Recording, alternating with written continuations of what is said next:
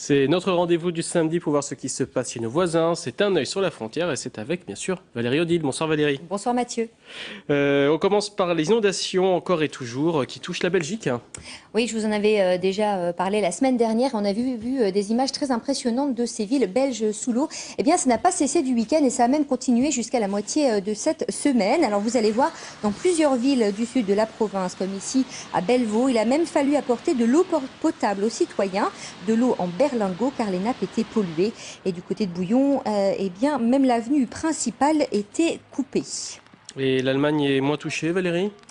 Oui, alors un petit peu moins que les Belges. Les rivières ont pourtant débordé, sont montées jusqu'à 2 mètres par endroit.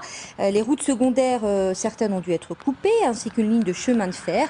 Des trains ont dû être remplacés par des bus afin de permettre aux habitants d'aller au travail.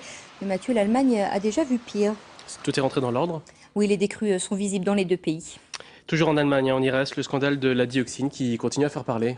Oui, les pauvres consommateurs allemands vont finir par être tous végétariens. Vous savez, Mathieu, à quel point ils aiment manger le porc, les saucisses et les côtes panées. C'est leur culture, oui. Tout à fait. Eh bien, 900 nouvelles fermes élevant des porcs ou des poulets viennent d'être fermées, soit plus de 1000 aujourd'hui au total. Je vous rappelle qu'on avait trouvé de la dioxine dans des œufs et dans des élevages de porcs dans plusieurs landes. Alors rien pour le moment chez nos collègues et nos voisins sarrois, mais il faut dire qu'il n'y a pas de laboratoire spécifique pour la dioxine, donc c'est un petit peu dur de savoir.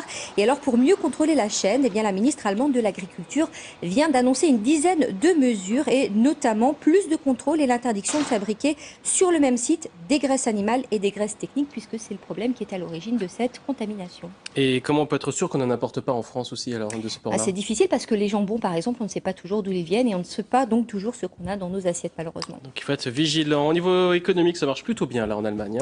Oui, l'Allemagne a une croissance de 3,6% pour l'année 2010 et un chômage qui diminue. C'est très bien pour eux, mais alors il y a un secteur où ils ont beaucoup de mal à recruter, c'est le secteur des plombiers chauffagistes. Cette entreprise sarroise, par exemple, cherche un chauffagiste depuis des mois.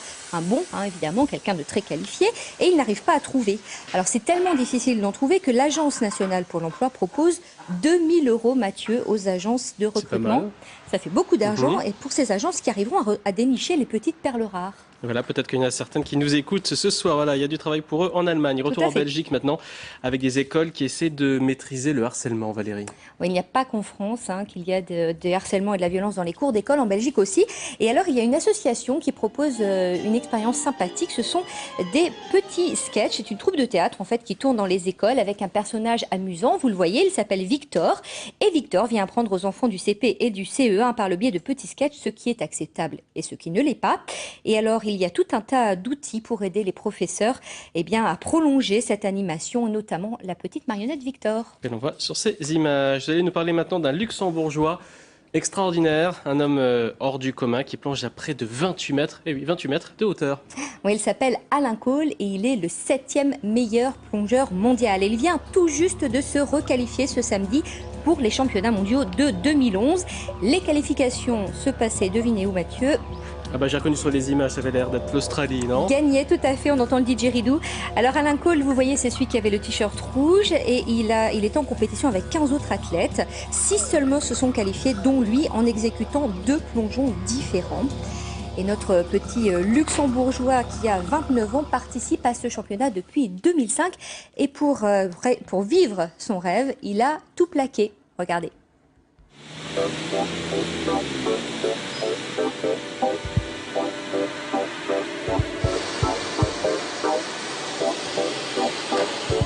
J'ai toujours peur devant chaque saut, mais c'est bien.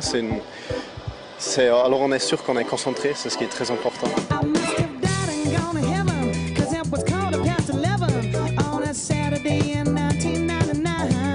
C'est très difficile à expliquer pourquoi je saute. D'une façon, on s'entraîne pendant des mois pour faire un nouveau saut et après on est sur la plateforme, on le fait et la satisfaction après le saut, on ne peut pas l'expliquer. Ça fait déjà 5 ans qu'Alain Cole a intégré ce petit cercle très fermé des fous furieux du plongeon. Depuis, il passe sa vie à naviguer entre plusieurs spots, juste pour le plaisir de se jeter dans le vide avec ceux qu'il appelle maintenant sa famille. Hawaï, Norvège, Italie, mais aussi le Luxembourg, son pays où il revient s'entraîner de temps en temps.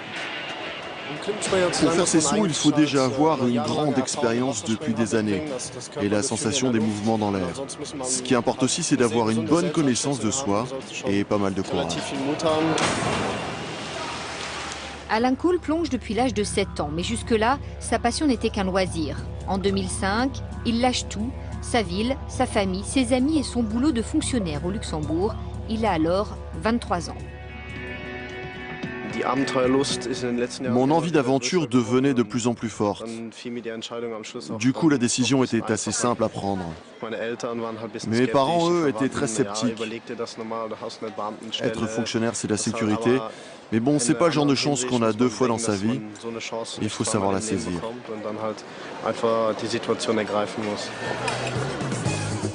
Aujourd'hui, ses revenus sont plus aléatoires. Les prix, les sponsors et les spectacles lui permettent de poursuivre son rêve. Mais pour combien de temps ? Il espère tenir encore au moins 10 ans, histoire d'atteindre vraiment ses limites. Et quand on lui demande si sa vie actuelle lui plaît, il répond que s'il pouvait changer, il ne changerait pas grand-chose. Voilà, ça vous tente, Mathieu? Non, pas trop, c'est assez impressionnant. En tout cas, je remarque qu'il sait choisir toujours de très beaux endroits pour sauter. Allez, une idée de sortie pour finir, Valérie? Moi, je vous propose d'en apprendre un petit peu plus sur nos ancêtres, les Celtes, avec cette très belle exposition, très complète, qui se déroule en ce moment à la Völklinger Hütte à Völklingen. Une ancienne aciérie accueille cette exposition et c'est très symbolique puisque les Celtes ont travaillé le fer et créé les outils qu'on utilise encore aujourd'hui. Alors, vous aurez repéré la tenaille, par exemple. Alors, il n'y avait pas d'écrit à cette époque, mais 1550 objets quand même sont réunis et viennent de grands musées, par exemple de Trèves, de Vienne ou encore de Copenhague. Ça vaut vraiment le coup. Merci Valérie pour toutes ces découvertes. À la semaine prochaine. À la semaine prochaine. À samedi prochain. Voilà, c'est la fin de cette édition.